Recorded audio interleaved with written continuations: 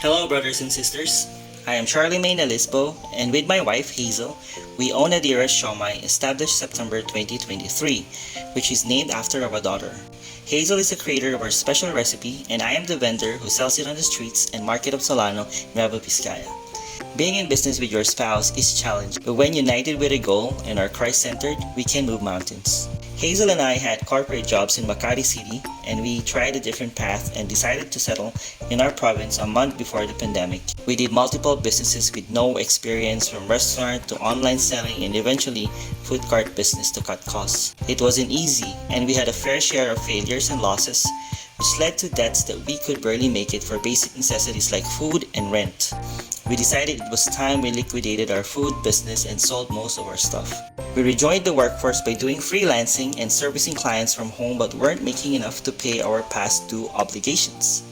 This time, my wife and I evaluated ourselves, including our spiritual growth and level of contribution. We somehow cling to the fear of failures and had a self-entitled and needy mindset. We decided to put into practice the learnings from our Come Follow Me, that Jesus came to give life and that we might have it more abundantly. And He had not given us the spirit of fear, but of power and of love and of a sound mind. We moved from fear to faith in Him, from scarcity and entitled mindset to an abundance mindset. A quote shared by Brother Joel de Guzman, "Kung gusto mo masenso, wag mong sukuan magnegosyo." So we gave it another try while doing freelance jobs. We went back to cooking and baking foods that people would buy. Remember that scarcity and needy mindset we had?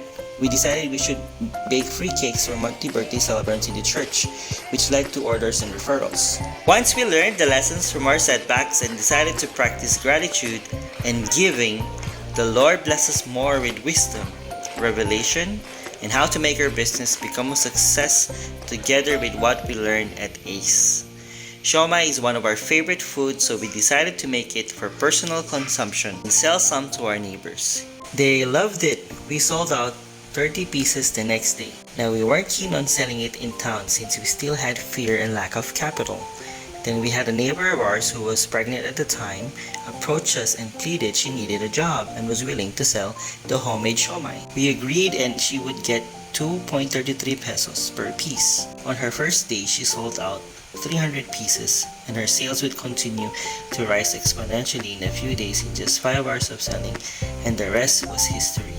We capitalized this time on our past failures, learnings from starting and growing my business, and the 25 rules of thumb.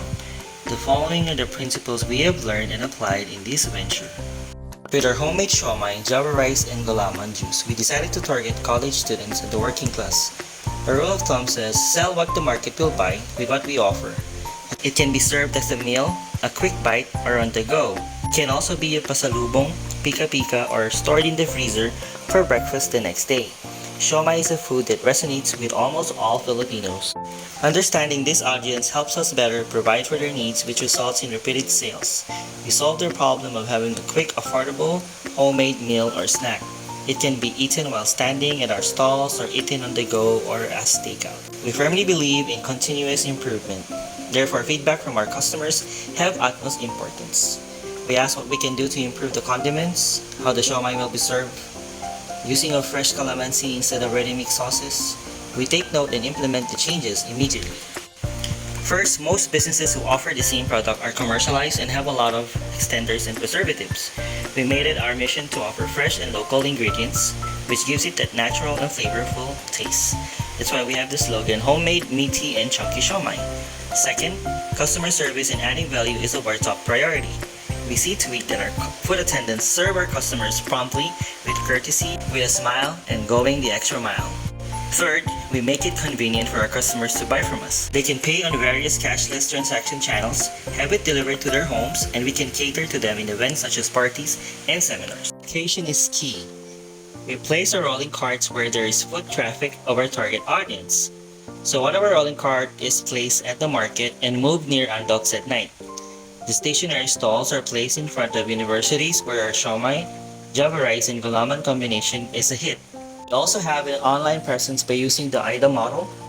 We created an FB page where we invite friends to join, where they will get updates of our promotions and exclusive offers. We make a post by drawing attention through our product pictures, videos, and offer. Next, we keep them interested and desire our siomai by differentiating it from other siomai sellers out there. We provide free delivery so that they will initiate action. Next, we have food bloggers and travel bloggers who posted us on their FB pages either through videos or pictures. This boosted our sales and became talk of the town through word of mouth. Record keeping is crucial to keep track of our inventory and to see if we are making a profit. We take note of our break-even point, the number of siomai we need to sell to cover fixed costs. Food attendants record their beginning and ending inventories each day. This is to check if there are discrepancies.